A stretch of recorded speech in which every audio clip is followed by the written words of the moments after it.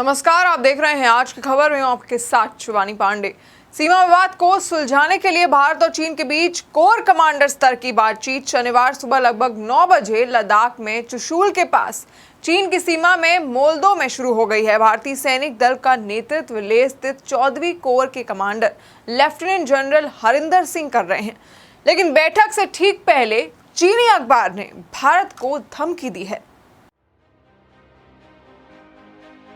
लद्दाख में वास्तविक नियंत्रण रेखा यानी कि LAC पर भारतीय और चीनी सेना के बीच महीनों से तनाव बना हुआ है। इस टेंशन को कम करने के लिए आज भारत और चीन के वरिष्ठ सैन्य अधिकारियों के बीच बैठक है। भारत की तरफ से इस बैठक का नेतृत्व लेफ्टिनेंट जनरल स्तर के अधिकारी कर रहे हैं। इस बैठक में दोनों देश ही नहीं बल्कि पूरी दुनिया की नजर पड़ी हुई है।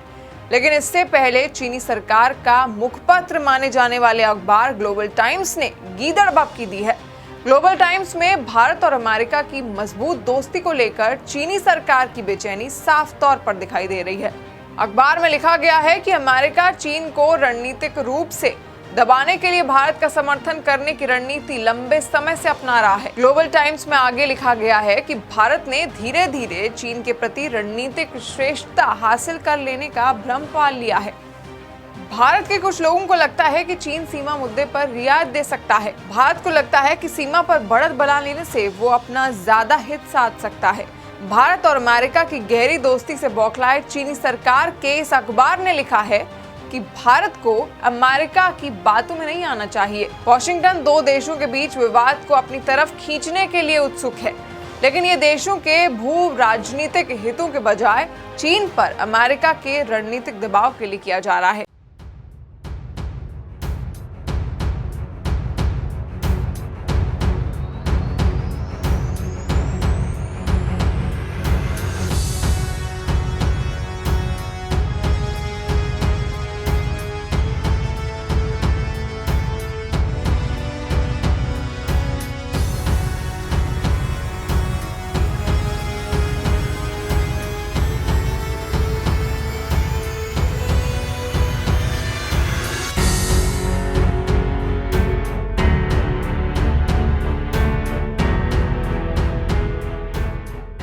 भारत अमेरिका के अच्छे रिश्तों से चिंतित चीनी अखबार ने लिखा है कि वॉशिंगटन चीन भारत विवाद का फायदा उठाने के लिए मौके का इंतजार कर रहा है। इसीलिए बीजिंग के खिलाफ नई दिल्ली के टकराव को प्रोत्साहित करने और नए सीमा विवादों को बढ़ावा देने के लिए भारत का साथ दे रहा है। चीनी अखबार ने गीदड़ भभकी भरे लहजे में लिखा है कि चीन भारत का नुकसान नहीं करना चाहता। पिछले दशकों में अच्छे पड़ोसी संबंध चीन की मूल राष्ट्रीय नीति रही है और चीन सीमा विवाद का शांतिपूर्ण समाधान का दृढ़ता से पालन करता है। हमारे पास भारत को अपना दुश्मन बनाने का कोई कारण नहीं है। आपको बता दें कि दोनों देशों के सैन्य अधिकारियों के बीच इस वक्त एक मीटिंग भी चल रही है। दोनों देशों के बीच सैन्य बैठक को लेकर सूत्रों का दावा है कि भारत बातचीत में पैंगोंग त्सो, गलवान घाटी और डेमचोक में चीन पर तनाव कम करने के लिए दबाव बना सकता है। पूर्वी लद्दाख के इन इलाकों में बीते कई दिनों से तनाव बना हुआ है। गलवान में तनाव कम हुआ है, लेकिन पैंगोंग त्सो को लेकर दोनों देशों में ज्यादा तनाव की स्थिति है। चीनी सैन्य अधिकारियों के साथ बैठक से पहले भारतीय दल का नेतृत्व कर रहे लेफ्टिनेंट जनरल हरिंदर सिंह ने भारत के कमांडरों के साथ बात की और लद्दाख में हालात का जायजा भी लिया था। बैठक की जगह टकराव की जगह से 20 किलोमीटर की दूरी पर है। जहां बैठक हो रही है वो जगह चीनी नियंत्रण में स्थित मोलदो में स्थित है। भारत और चीन के बीच मौजूदा विवाद को निपटाने के लिए दोनों देशों के बीच कॉर्प कमांडर स्तर पर यह बैठक बुलाई गई है। दोनों देशों के सैन्य अधिकारी सीमा पर जारी तनाव को लेकर बातचीत कर रहे हैं। सूत्रों के मुताबिक इस बैठक में भारत जोर देगा कि अप्रैल में जो स्थिति लद्दाख इलाके में थी वही चीन बरकरार रखे। चीन LAC के पास कई इलाकों से अपनी सेना के साथ पीछे हटे। चीन सीमा पर तैनात हथियारबंद और बख्तरबंद गाड़ियों को पीछे ले जाए। भारतीय सेना पैंगोंग पर जारी विवाद को खत्म करने के लिए चीन पर दबाव बनाएगी। सूत्रों ने बताया कि पैंगोंग झील के मुद्दे पर भारत 1 इंच भी झुकने के लिए तैयार नहीं है।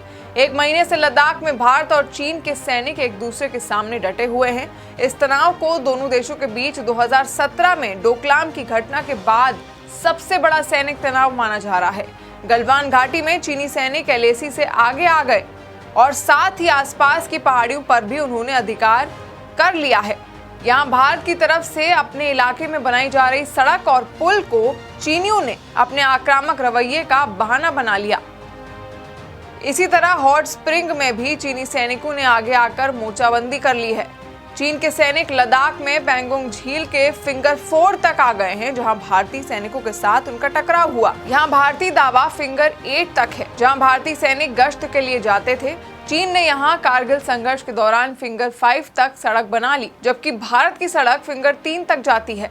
चीन फिंगर 2 तक अपना दावा करता है। इस समय भारतीय और चीनी सैनिक फिंगर 4 के पास एक दूसरे के सामने बैठे हैं। भारत चर्चा में चीन से हर हालत में फिंगर 4 से पीछे जाने के लिए कहेगा।